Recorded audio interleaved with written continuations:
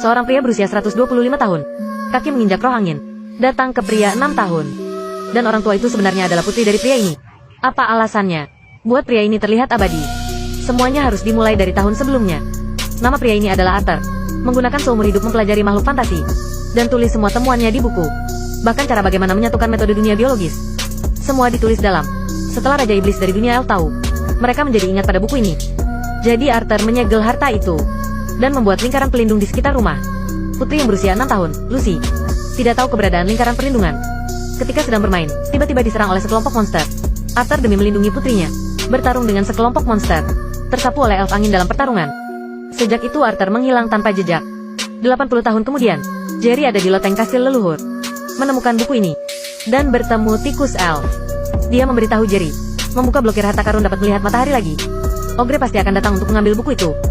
Hanya di dalam lingkaran perlindungan jamur adalah zona aman. Suara itu baru saja diucapkan. Saudara kembar di lantai bawah, Simon, keluar dari lingkaran secara tidak sengaja. Langsung diserang oleh monster tak terlihat. Tikus elf melemparkan batu manifestasi ke Jerry. Terlihat melalui batu yang terbuka. Simon diseret oleh beberapa roh katak. Jerry buru-buru mengejar untuk menyelamatkan. Menemukan babi yang mengaum di jalan. Ternyata keluarganya juga dibunuh oleh para ogre. Keduanya memutuskan untuk bekerja sama, melawan raksasa bersama-sama. Babi yang mengaum meludahi Jerry. Air liur memungkinkan dia untuk melihat monster tak terlihat secara langsung. Saat bersiap untuk menyerang, babi yang mengaum tertarik oleh burung terbang. Tidak takut pada lawan hebat, hanya takut pada rekan setim beban. Jerry ditinggal sendirian bersembunyi di balik pohon, menunggu kesempatan. Pada saat ini roh katak memanggil seorang lelaki tua. Benar, lelaki tua ini diubah oleh seorang ogre. Mereka pikir harta itu ada di Simon. Melakukan pencarian acak terhadapnya. Jerry menyelamatkan Simon saat mereka tidak memperhatikan. Melihat segera lari ke lingkaran perlindungan. Kaki Simon ditangkap oleh roh katak. Mengangkat celana dan makan dengan satu gigitan. Di saat kritis ini, Jerry menyeretnya ke dalam lingkaran perlindungan. Mary datang tanpa menyadarinya. Saudara-saudara menyuruhnya cepat berlari ke lingkaran perlindungan. Dia pikir saudara-saudaranya sedang bermain dengannya. Detik berikutnya, dia diserang oleh katak. Jerry segera melemparkan batu manifestasi padanya. Melihat roh katak melalui batu manifestasi. Berjuang keras dengan mereka. Akhirnya, Mary juga berhasil memasuki lingkaran perlindungan. Roh katak semuanya diblokir keluar dari lingkaran. Mereka berlari ke atas gedung dan menemukan. Kastil ini dikelilingi oleh mereka di semua sisi. Mary sangat takut dan menyuruh Jerry menyerahkan buku itu. Tiba-tiba tikus elf melompat keluar dan berkata, harta karun itu tidak boleh diserahkan kepada mereka. Jika tidak, para ogre akan membunuh mereka semua.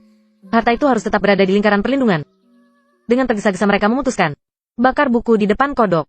Biarkan mereka benar-benar menyerah. Ogre berubah menjadi burung gagak untuk menghalangi. Tapi diblokir keluar dari lingkaran. Buku itu karena diberi sihir, mau gimana bakar pun tidak akan terbakar. Jerry kepikiran nyonya pemilik kastil. Yaitu adalah bibinya Lucy. Mereka menggunakan metode arogansi. Simon menarik perhatian kodok.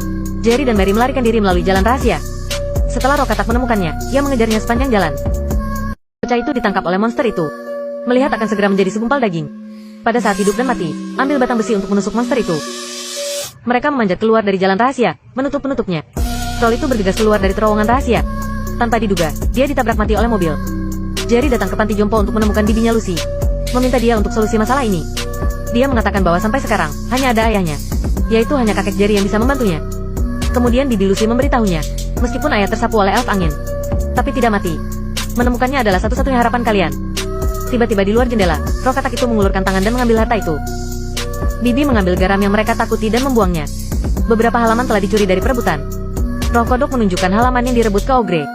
Dia menemukan halaman untuk memecahkan lingkaran perlindungan. Adegan ini kebetulan dilihat oleh sekutu babi yang mengaum. Kemudian bibi Lucy memberitahunya, babi yang mengaum juga bergegas memberitahu Jerry. Ogre akan segera mematahkan lingkaran perlindungan. Saat bulan terbit, ia akan meluncurkan serangan umum. Setelah berbicara, dia meludahkan 2 air liur pada Mary dan Simon. Memberi mereka kemampuan untuk melihat monster tak terlihat. Jerry di bawah bimbingan bibi meneriakkan mantra penyihir.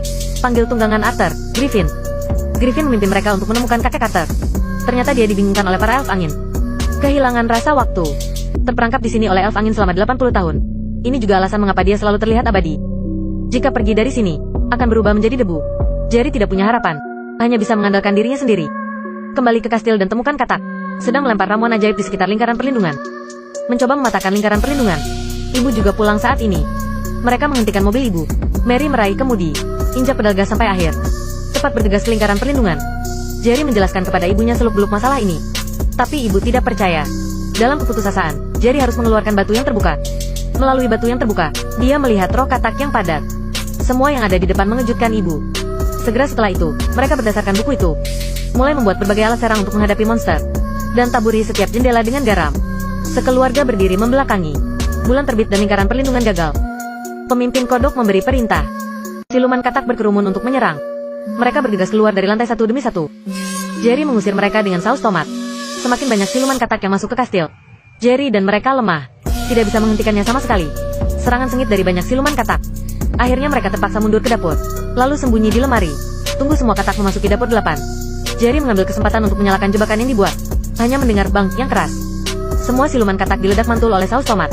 Sekeluarga baru saja ingin mengambil napas. Tiba-tiba terdengar suara ketukan di pintu. Jerry mengambil belati tanpa sadar. Tidak menyangka bahwa orang yang masuk ternyata adalah ayah. Jerry yang pintar melihat melalui matanya. Sepertinya ada yang salah dengan ayah. Ketika akan bersaing untuk harta karun, Jerry langsung ke depan, melukai ayah. Pada saat ini, ayah menunjukkan wujud aslinya. Ternyata Ogre. Dengan cepat mengejar Jerry.